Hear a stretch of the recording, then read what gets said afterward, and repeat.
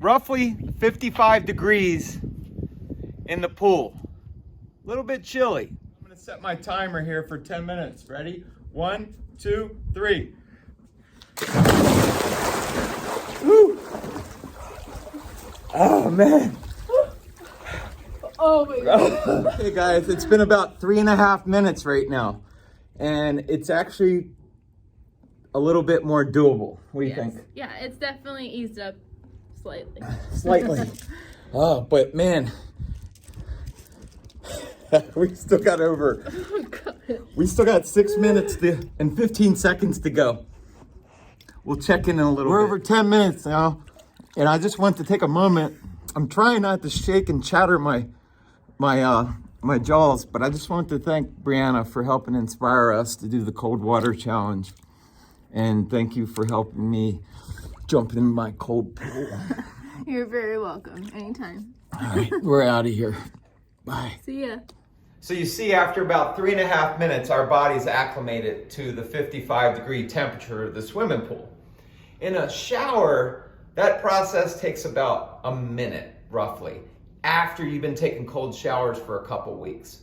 So we said this video is going to teach us about why do cold therapy. Well, one thing it's known for, it's been really famous for many years, is actually recovery. A lot of athletes like to jump in to an ice bath or take cold showers post-game, post-exercise, post-practice. And what it does, it constricts the blood vessels, brings that inflammation down and helps athletes recover faster. It also boosts the metabolism. It helps out with your immunity. Also, hot water has a tendency to pull the oils out of our skin and our hair, and by taking cold showers, it doesn't pull out all those oils as much and helps moisturize. There's another benefit, it helps reduce oxidative stress. But what I want to get to, there's about 3 big giant bullet points for me. What I notice, when I get up in the morning, I get up at 2:45 a.m. during the week. And at about 2 a.m., there's this thing called the dawn phenomenon. And what the body does, it takes and pushes glucose out of the liver into the bloodstream to actually stir the body to awaken with the circadian rhythm when the sun comes up in the morning. It's breakfast for the body. It's the way the body makes breakfast for itself to get you going so you can hit the ground running.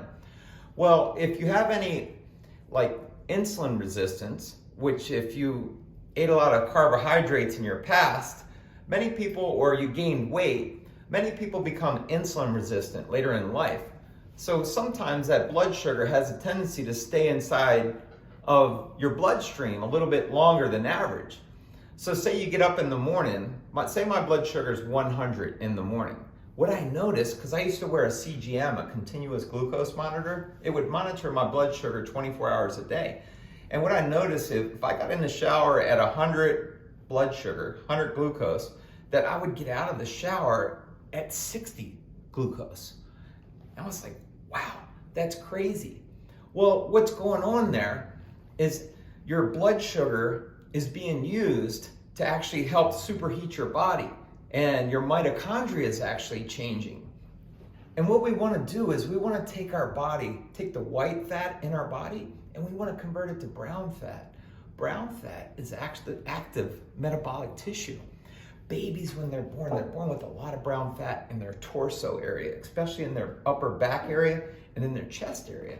And what that does, it's nature's way of protecting the baby when it comes out into the environment to keep it warm, because that brown fat burns calories. So that's one of the coolest things right there. What I learned was it lowered my blood sugar, and it also burns fat. By speeding up your metabolism that way, it creates heat. And by creating heat, it's got to use that sugar, and then it speeds up your metabolism and can help get you leaner. One of the other things that I noticed the most was doing hard things. Getting in that cold shower before you turn that knob right there, man, it'll call you out, and it'll make you want to chicken out. because a lot of times you got to remember our brain is wired to take the path of least resistance. So taking that cold shower, your body's like, no, don't do that. But by overriding that, taking that path of least resistance, by turning it to the cold, getting ready with your timer, punching that timer and turning the knob, it actually helps you handle stress. Think of confrontation out there. How many of us don't like confrontation? Most people don't, but it's a part of our life, our jobs, our family, in community. There's many different ways where we're doing things that are hard that we don't want to do, like exercising. Exercising is really hard. When you think about different things out there, when we get used to, on a daily basis, putting ourselves under stress and doing hard things, it makes us go out there and handle life that much better by taking it with a grain of salt, so to speak. So there's so many different benefits to cold water therapy, but I figured I'd just share a few of those with you so you can learn from us. So I hope you can implement cold water therapy into your life. Work it up to about 10 minutes, and then that's when the benefits really kick in. So you start small. Maybe you start with 30 seconds, maybe you start with 1 minute. I actually started with a minute, and then I worked it up from there. And it took me about a week and a half, maybe 2 weeks. It might have been 2 weeks. I can't remember off the top of my head, to get up to 10 minutes. But that's what I do. It's a part of what I do every day. And I have a healthier body from it, and so can you. So there's your tips. Take care. Peace.